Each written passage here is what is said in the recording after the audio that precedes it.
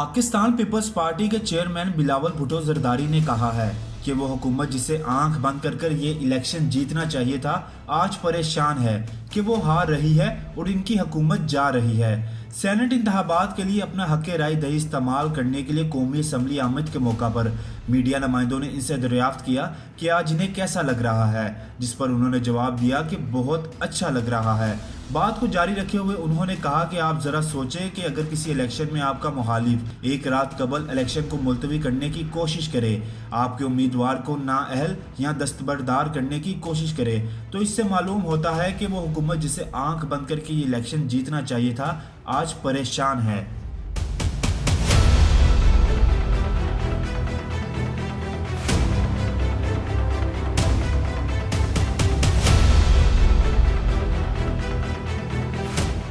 इनका कहना था कि हुकूमत परेशान है कि वो हार रही है और इनकी हुकूमत जा रही है। बिलावल भुट्टो जरदारी ने कहा कि हम समझते हैं कि पाकिस्तान डेमोक्रेटिक मूवमेंट पीडीएम तो कामयाब हो चुकी है और हम अपने 54 अरकान से जो एक भी वोट इजाफी हासिल करेंगे वो बोनस है। उन्होंने कहा कि हमने इस कठपुतली हुकूमत को पूरे मुल्क में एक्सपोज कर दिया है, कौम को ज़िमनी इंतखाबात के जरिए दिखा दिया है कि पीडीएम अवाम के साथ और अवाम पीडीएम के साथ है और हम मिलकर इन्हें निकालेंगे। वाजिया रहे कि वान बाला की 37 नशिस्तों पर आज इंतखाबात के लिए सिंध, खैबर पख्तूनख्वा, बलोचिस्तान और इस्लामाबाद से मजमूई तौर पर 38 उम्मीदवार मैदान में हैं, जबकि पंजाब से तमाम उम्मीदवार गुज़िश्ता माह दीगर उम्मीदवारों की जानिब से कागजात नामजदगी वापस लेने या नाअहल होने के बाद बिला मुकाबला मुंतहिब हो चुके थे। इस्लामाबाद से 2, सिंध से 11, जबकि खैबर पख्तूनख्वा और बलोचिस्तान से 12 सेनेटर्स की नशिस्तों पर मुकाबला हो रहा है।